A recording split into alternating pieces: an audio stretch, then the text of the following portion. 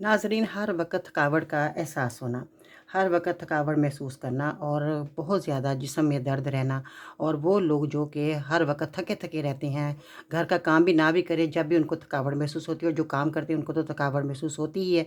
आज मैं आपको जो वीडियो में नुस्ख़ा बताने वाली हूँ वो बहुत ही शानदार है और आपकी थकावट ख़त्म हो जाएगी। आपकी पूरी बॉडी जो है रिलैक्स रहेगी और आप अगले दिन के लिए बहुत ज़्यादा अच्छे तरीके से अपने काम को सरअंजाम दे सकते हैं। आज मैं आपको जो नुस्ख़ा बताने वाली हूँ इसमें बहुत ही आसानी से आपको चीज़ें मिलने वाली हैं। ये पंसार की दुकान से आपको मिल जाएगी।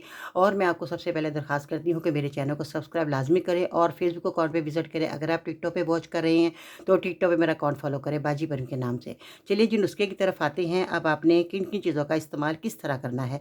सबसे पहले तो मैं आपको अज्जा बता देती हूँ कि कौन-सी अज्जा आपने इस्तेमाल करके अपने जिस्म की थकावट को दूर करना है। सबसे पहले तो बेही दाना है जो कि आपको आसानी से पंसार की दुकान से मिल जाएगा। और दूसरी चीज़ लेनी है आपने सिपस्तान। सिपस्तान आप ये देख सकते हैं इस तरह के, ये बेर की शक्ल के हैं, छोटे-छोटे हैं, ये देख सकते हैं। ये इस तरह के सिपस्तान है। दिखाने का ये मतलब होता है कि आपके पास असली मेडिसिन आ जाए और आप इसको बनाकर इस्तेमाल करें। इसके बाद आते हैं उनाब। उनाब जो है आप ये देख सकते हैं रेड कलर के हैं, तो बहुत सारे लोग जानते भी होंगे। तो आज मैं आपको ये बताना चाहूँगी कि ये जो बेर की शक्ल में आप नज़र आ रहे हैं, इसके अंदर की गुठली जो है वो आपने रिमूव कर देनी है और ऊपर का जो छिलका है ये आपने पीस लेना है अच्छे तरीके से। ठीक है जी। अब आपको ये नुस्खा तो आपने ये चीज़ें तो ले लिया, अब आपने इसको बनाना किस तरीके से है। सबसे पहले तो आपने इन चीज़ों को घर में लाकर इन तीनों चीज़ों को हम वज़न लेना है और इसको हल्का सा कूट कर आपने इसको थोड़ा-थोड़ा कूट कर थोड़ा-थोड़ा मोटा-मोटा आपने इसको एक जार में अंदर रख लेना है। अब आपने क्या करना है, रात को 1.5 कप उबलते हुए पानी में 1 चम्मच ये जो पाउडर आपने बना कर रखा है मोटा-मोटा कूट कर, 1 चम्मच ये आपने जो उबलता पानी है आपके पास 1.5 कप, उसके अंदर आपने डालकर इसको ढाँप कर रख देना है। इसको पकाना नहीं है, पानी के अंदर डिप करके आपने रख देना है।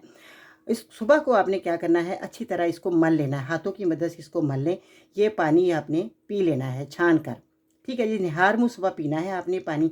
अगर सर्दी का मौसम है तो हल्का सा गर्म कर लें दोबारा। हस्बे ज़ायक़ा इसमें मीठा भी डाल सकते हैं। अगर शुगर के मरीज़ हैं तो वो मीठा नहीं डालेंगे। बाकी लोग जो है मीठा डालकर कोई भी चीनी, कूड़ी, शक्कर जो भी आपके पास मौजूद है आप इसमें डालकर पी सकते हैं। चाहे तो आप इकट्ठा ही जो है थर्मास में डालकर सारा दिन पी सकते हैं। दिन में 3-4 बार आपने ये पीना है और मर्ज़ के मुताबिक आपने हस्बे तबीयत आप पिएँ। हर मौसम, हर उम्र में यकसा मुफ़ीद है। ये बहुत ही शानदार नुस्ख़ा है। जिन लोगों ने भी इस्तेमाल किया उनको फ़ायदा हो गया। आपके जिस्म की थकावट ख़त्म हो जाएगी, आप रिलैक्स रहेंगे। सुबह आप अच्छे से अपने काम को कर सकते हैं, जो भी आप घर का काम करते हैं। मर्द, औरतें सब पी सकते हैं। बच्चे अगर थकावट महसूस करते हैं उनको भी आप दे सकते हैं। इसका कोई साइड इफ़ेक्ट नहीं है। ये बेहतरीन नुस्ख़ा है। जिन लोगों ने इस्तेमाल किया उनको बहुत फ़ायदा, मुझे बहुत अच्छे फ़ीडबैक मिले। घर में मैं अपने बच्चों को भी इस्तेमाल करवाती हूँ क्योंकि मेरे बच्चे जब ड्यूटी से आते हैं तो थके हुए महसूस होते हैं मुझे, तो मैं कहती हूँ कि क्यों ना आपको ये जो है मैं रेमेडी बनाकर दूँ। तो वो बहुत खुश होते हैं जब वो इस्तेमाल करते हैं। ये मेरी आज़मूदा है, आप भी इसको बनाकर ज़रूर इस्तेमाल करें और मुझे फ़ीडबैक ज़रूर दिया करें। जब आपको फ़ायदा दे दे दवाई तो हमें जब फ़ीडबैक मिलता है तो हमें बहुत ज़्यादा खुशी होती है, हमारे दिल को बहुत तसल्ली होती है, हमें हौसला अफ़ज़ाई होती है कि हमारे मरीज़ों को हमारे बताए नुस्ख़ों से फ़ायदा हो रहा है। और आपके छोटा-सा फ़ीडबैक हमारी रूह की ग़िज़ा है और हम खुश हो जाते हैं। जी, बस इतना ही काफ़ी है हमारे लिए कि आप हमें फ़ीडबैक देते हैं। बहुत शुक्रिया मेरी वीडियो को देखा सुना। अगर आप मेरे चैनल पर नए हैं तो बहुत शुक्रिया मेरे चैनल पर आने का। आप मेरे चैनल को सब्सक्राइब लाज़मी करें ताकि इस तरह के मुफ़ीद नुस्खे आप तक पहुँचते रहें और आप फ़ायदा हासिल करते रहें। आज के सुनहरे अल्फाज, किसी पे ज़्यादा यकीन ना करें क्योंकि लोग कुरान उठाकर भी झूठ बोल लेते हैं, कस्मों वादों के बावजूद भी छोड़ जाते हैं।